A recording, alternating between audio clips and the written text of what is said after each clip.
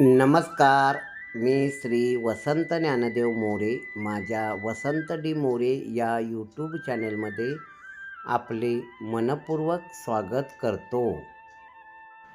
नमस्कार मित्रांनो, आज आपण माझ्या या व्हिडिओमधून दानवांचे गुरु झारीतले शुक्राचार्य, त्यांची मुलगी देवयानी व कच यांच्या संबंधीची सविस्तरपणे माहिती जाणून घेऊया.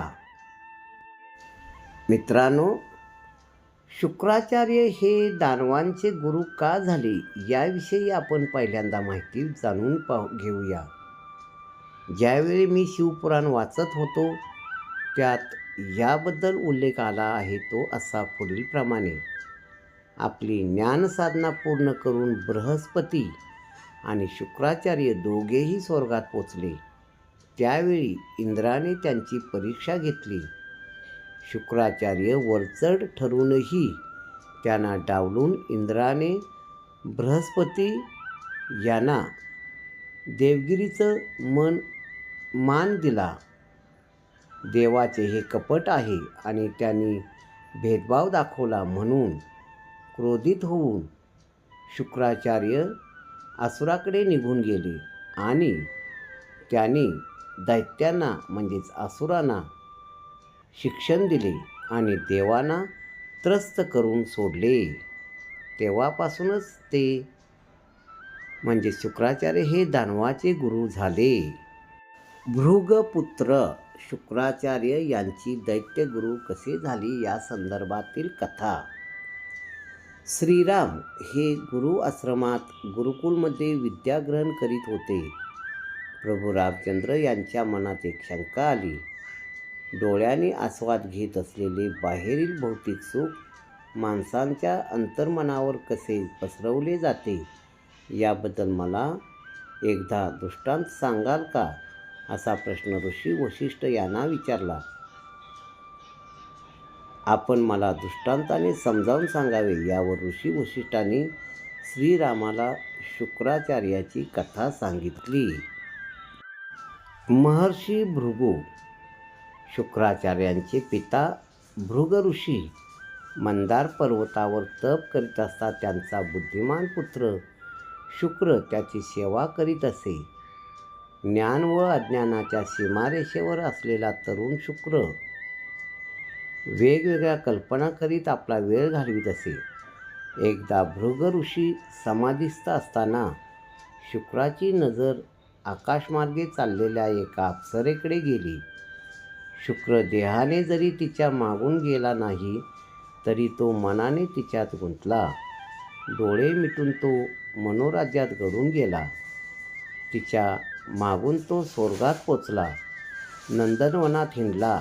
कल्पवृक्षाखाली बसला. एवढेच काय, त्याने इंद्राला जवळून वंदन केले. इंद्रानेही त्याला सन्मानाने वागवून तेथे ठेवून घेतले. तिथे ती अप्सरा त्याला भेटली व दोघांनी अनेक वर्षे तेथे सुखाने वास्तव्य केले. पुढे त्याला आपले पुण्य क्षीण झालेसे वाटले व आता आपण पृथ्वीवर पडणार या भीतीने त्याचे दिव्य शरीर नष्ट होऊन तो खरोच खाली पडला. शुक्राचा भौतिक स्थूल देह नष्ट झाला, परंतु मर्त्यसमयीच्या नाना प्रकारच्या वासनांनी अनेक जन्म, अनेक वेगवेगळी शरीरे यांचा अनुभव घेत घेत शेवटी समंगा उर्फ महानदीच्या काठी तो मोठ्या समाधानाने तप करीत बसला. भृगु ऋषीजवळ असलेला शुक्राचा देह आता क्षीण जर्जर झाला व जमिनीवर कोसळला. समाधीतून जागे झाल्यावर पुत्राचा देह पाहतच भृग कालावर संतापले. आपल्या पुत्राने त्या कालाने हरण केले म्हणून ते त्याला शाप देणार. एवढ्यात भगवान कालच प्रकट होऊन म्हणाले, नेमून दिलेले काम आम्ही केले. शाप देऊन तुम्ही आपल्या तपाचा नाश कशाला करता. तुम्ही समाधीत असता शुक्राचे मन अनेक ठिकाणी आसक्त झाले. अनेक जन्म उपभोगून आता तो समंगा तीरावर तप करीत आहे. मग भृगु ऋषीने योगदृष्टीने आपल्या पुत्राच्या चरित्राचा विचार केला. कालाची क्षमा मागितली. भूतमात्रांना स्थूल व सूक्ष्म अशी दोन शरीरे असून ती दोन्ही वस्तूत मनच होतं, हा सिद्धांत त्यांना पटला. भगवान काल व भृग ऋषी शुक्राकडे गेले. काळाच्या आज्ञेनुसार शुक्र भानावर येऊन ते तिघेही मंदार पर्वतावर परत आले. मग शुक्राने आपल्या पूर्वीच्या शरीरात प्रवेश केला. प्रथम जन्मताच ज्ञानसंपन्न झालेल्या या तुझ्या तनूला दैत्याचे गुरुत्व करायचे आहे. महाप्रलयाचे वेळी तू ही तनू कायमची सोड व या प्राक्तनरूपी तनूने तू जीवनमुक्त होऊन दैत्यगुरू बनून राहा, अशी काळाने शुक्राला आज्ञा केली. जो पुरुष चित्तरहित झाला त्याला इष्ट अनिष्ट भेदाभेद राहत नाही, हे समजून घेत शुक्र पूर्वकल्पातील आपल्या विचार संकल्पनामुळे विद्यावान झाला. त्या विचारांचा शुक्रावर प्रभाव पडल्याने नंतर शुक्राचार्य दैत्याचे गुरु होऊन त्याने वेळोवेळी देवांना त्रस्त करून सोडले. एकदा शुक्राचार्याच्या शिष्यांना अर्थात असुरांना भृगु ऋषीच्या माघारी त्यांची पत्नी ख्यातीने देवाविरुद्ध आश्रय दिला. तेव्हा श्रीविष्णूने ख्यातीदेवीचा शिरच्छेद करून असुरांना कंठस्नान घातले. तेव्हा भृगु ऋषीनेच विष्णूंना शाप दिला की एक जन्म तुम्हास पतीविना राहावे लागेल. तेच श्रीविष्णू प्रभू श्रीरामचंद्राच्या रूपाने अवतरले. भृग ऋषी एकदा त्रिदेवापैकी श्रेष्ठ कोण हे शोधण्याचा चंग बांधून त्यांची परीक्षा घ्यायला निघाले. सर्वप्रथम ते गेले आपले पिता ब्रह्मदेवाकडे. पण ब्रह्मदेव सरस्वती देवीच्या वीणावादनात दंग असल्याने त्यांनी भृगु ऋषीकडे दुर्लक्ष केले. भृगु ऋषी खवळले व तुम्ही अपूजनीयच राहाल असा शाप देत निघून गेले. ते नंतर आले कैलासावर. पण बघतात काय की शिव पार्वती दोघेही नृत्यविलासात रममाण होते आणि त्यांच्याकडे बघतही नव्हते. शेवटी खुद्द देवादिदेव महादेवांनाही त्यांनी शाप दिला की कोणतीही स्त्री कधीही तुमच्या पिंडीचे पूजन करू शकणार नाही. क्रोधायमान भृग शेवटी गेले वैकुंठास व संतप्त होऊन आल्याक्षणी त्याने आपले जावई शेषशायी नारायण यांच्या छातीवर लाथ मारली. भगवान विष्णू उठले व त्यांनी मोठ्या नम्रतेने ऋषीची क्षमा मागत त्यांना काही लागले का हे विचारले. तेव्हा त्रिदेवामध्ये आद्यपूजेचा मान भृग ऋषीने विष्णूंना दिला. भृगु ऋषीनेच आपली नातसून रुचिक पत्नी सत्यवती आणि तिच्या आईला काण्यकुब्जच्या राजा गांधी यांची पत्नी पुत्रप्राप्तीसाठी एक रोप दिले होते. ज्याने सत्यवतीस सत्वशील असा ब्राह्मण तर तिच्या आईस शूरवीर क्षत्रिय पुत्र निपजेल असे सांगितले. पण चुकून ती रोपं बदलली. ज्याने सत्यवतीच्या आईला विश्वामित्र हे जन्माने क्षत्रिय व कर्माने ब्राह्मण मूल झाले. पण सत्यवतीचे पुन्हा भृग ऋषींना विनंती केल्यानंतर तिला तर जमदग्नी हे ब्राह्मण सुकुमार झाले. पण नातू भगवान परशुराम मात्र कर्माने क्षत्रिय झाले. झारीतले शुक्राचार्य म्हणजे काय आणि हा शब्द कोठून आला असावा?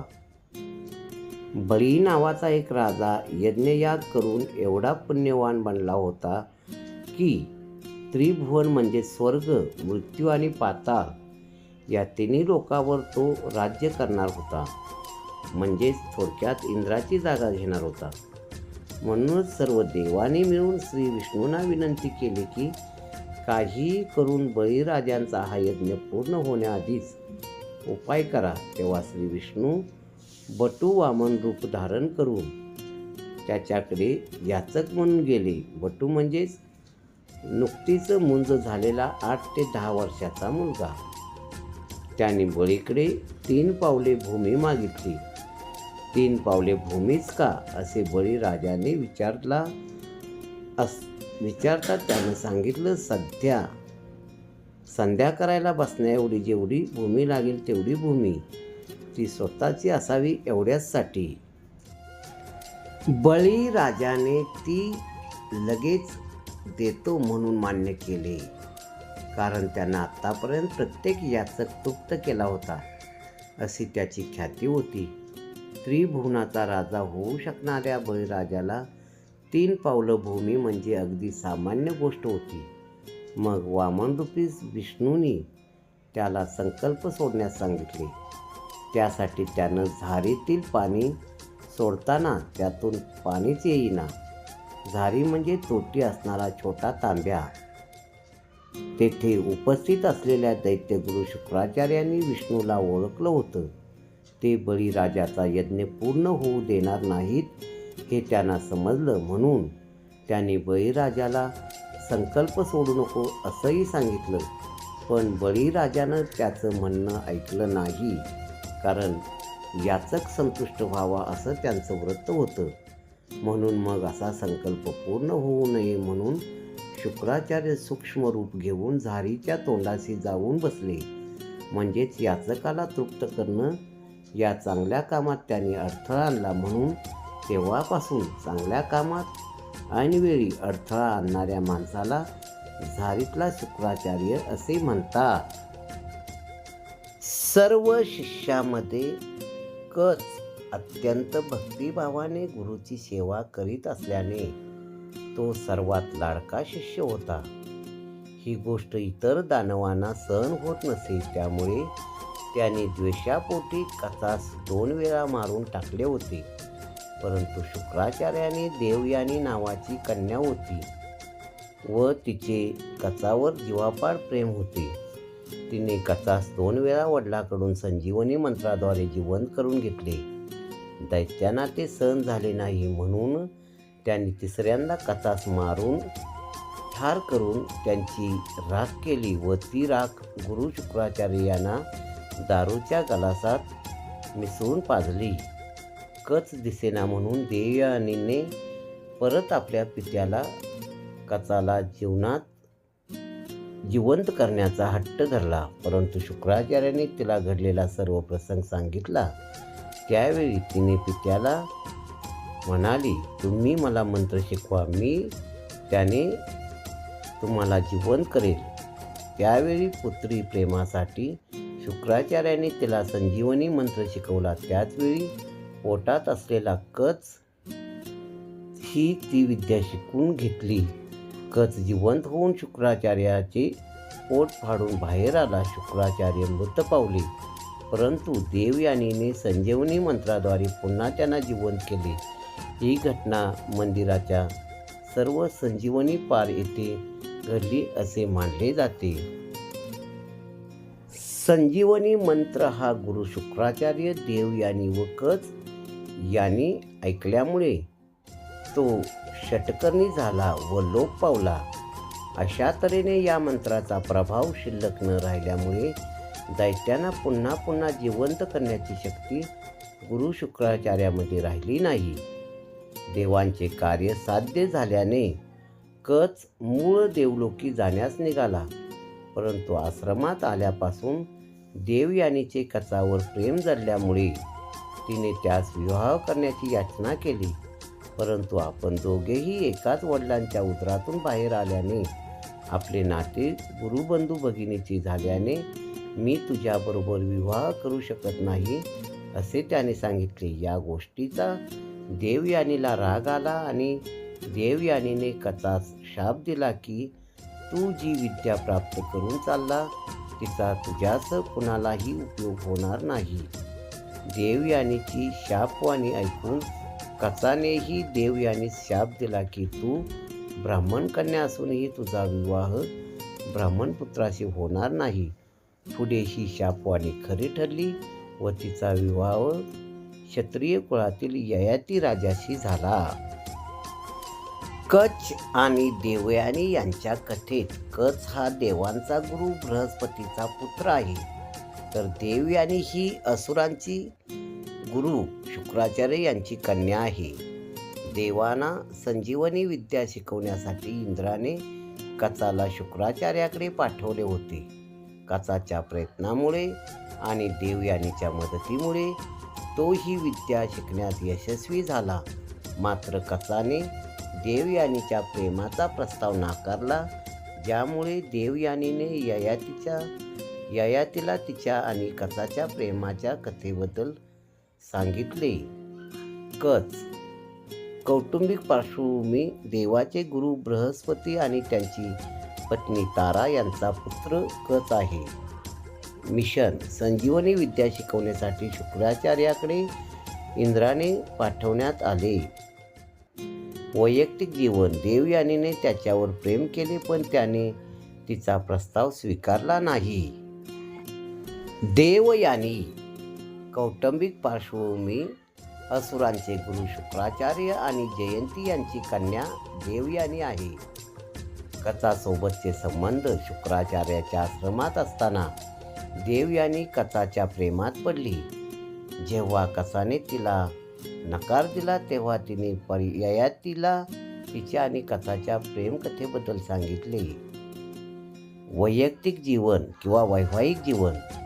कचाने नकार दिल्यानंतर तिचा विवाह ययातीशी झाला, ज्यातून यदू आणि तुर्वस हे पुत्र झाले. या कथेशी संबंधित इतर माहिती. कथेचा संदर्भ. ही कथा महाभारत आणि मत्स्यपुराण यासारख्या प्राचीन ग्रंथांमध्ये आढळते. कथेचे महत्त्व. ही कथा प्रेम, संघर्ष आणि त्यातून निर्माण होणाऱ्या परिणामावर प्रकाश टाकते. माझा हा व्हिडिओ आपणाला आवडला असल्यास लाईक करा आणि सबस्क्राईब करा. माझा हा व्हिडिओ आपण शेवटपर्यंत मनपूर्वक पाहिला त्याबद्दल धन्यवाद.